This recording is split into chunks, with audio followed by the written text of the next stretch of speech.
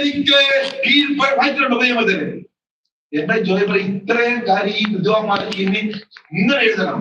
ആഭരണങ്ങൾ പുതിയ വിശ്വാസത്തിൽ ധരിക്കരുത് എന്ന് എഴുതി കൊടുത്താലേ ഇവർ അംഗീകരിക്കുന്നതാണ്.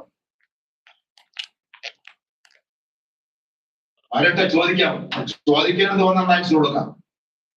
എനിക്ക് ഒരുപാട് കൊടുത്തിട്ടുള്ള റൈറ്റ്സ് ഉണ്ട് ഇതിനെ കുറിച്ച് സംസാരിക്കാൻ. കാരണം ഓരോ ദിവസം എനിക്ക് എന്റെ കാര്യം മനസ്സിലാക്കുന്നതാണ്. ഇവരെല്ലാവരും അമ്മേ എന്താ സംസാരിക്കുന്ന അറിയാമോ? ആൾക്കാരെ സഭ എന്ന് പറഞ്ഞത് ആൾക്കാരുടെ വലിപ്പമല്ല, ആത്മാക്കളുടെ ഒരുക്കമാണ് ദൈവസഭ എന്ന് പറയുന്നത്. ഇന്ന് ആത്മാക്കളെ കുറയുന്നുണ്ട്, സങ്കടം വരണം, കരയണം, പ്രാർത്ഥിക്കണം. ആത്മാക്കളെ തരുന്ന ദൈവമാണ്. മനസാന്തരത്തിന് സന്ദർശനം വഹിക്കുന്നത് ദൈവമാണ്. പിതാവ് ആദർശിക്കാതെ ഒരുവൻ സഭയിൽ വരത്തില്ല. പ്രാർത്ഥിക്ക്. ആത്മാക്കളുടെ ഉടയവൻ കർത്താവാണ്. കർത്താവ് ചെയ്യട്ടെ. രണ്ട് ആത്മാക്കളെങ്കിൽ 2, 5, 10, 10 അതിനെ വചനത്തിന് വേരൂടി വിശുദ്ധീകരിച്ച് സ്വർഗത്തിൽ കൊണ്ടുപോകത്ത് ഇടയന്റെ ജോലി. അതായത് സോപ്പ് ചീപ്പ് കാണിച്ച് ആത്മാക്കളെ കൂട്ടി പെരുപ്പം കാണിച്ച് മഹത്വമെടുത്ത് ദൈവസഭയെ കുടിക്കരുത്, അപമാനിക്കരുത്, വില കൊടുക്കേണ്ടി വരും. ഇല്ല ജോലി പറയാം, വില കൊടുക്കേണ്ടി വരും. അതായത് എന്താ നമ്മൾ നേരത്തെ വായിച്ചത്?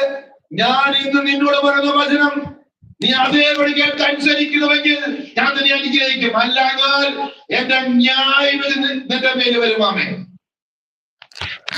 പഠിക്കാണ് ഇവരാരും പലരുടെ ശബ്ദങ്ങൾ കേട്ടു.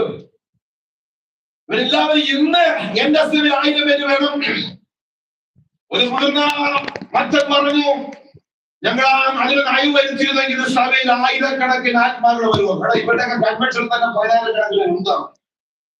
ഇല്ലേ?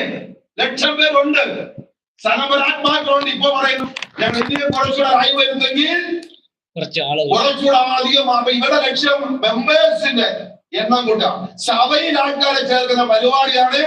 ഇവിടത്തേതായ സംഘടനാ പ്രവർത്തകരും മുതിർന്ന നേതാക്കളും പാസ്റ്റേഴ്സുമാരെ സഭയിൽ ആൾക്കാരെ കൂട്ടണം. ഞാൻ ഇവിടെ സ്നാനപ്പെടുന്നത് സഭയിൽ ആൾക്കാരെ കൂട്ടാനാണോ യേശുവിനെ ചേരാനാണോ? അത് സഭയിൽ ആൾക്കാരെ കൂട്ടാനാണോ? യേശുവിന്റെ സഭയിലാണ് ചേരണം. അതെ, സ്നാനപ്പെടുന്നതോട് അവൻ യേശുവിനോട് ചേരുന്നു. സഭയിൽ ആൾക്കാരെ കൂട്ടാനല്ല.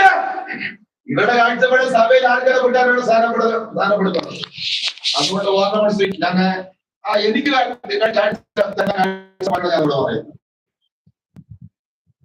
ലക്ഷ്യം ഈ ലോകത്ത് എന്തെങ്കിലുമൊക്കെ കാട്ടിക്കൂട്ടി ഞങ്ങളുടെ സഭ, ഞങ്ങളുടെ പ്രസ്ഥാനം എന്ന് പറഞ്ഞ് മറ്റുള്ളവരെ പോലെ ആൾക്കാരുടെ ക്രൗഡ് കാണിച്ച് സലോമോൻ സ്വയമേ മഹത്വവും ധനവും അന്വേഷിച്ചപ്പോൾ സലോമോന്റെ ഗതികേടുണ്ടായി. സലോമോന്റെ ഭാഗത്ത്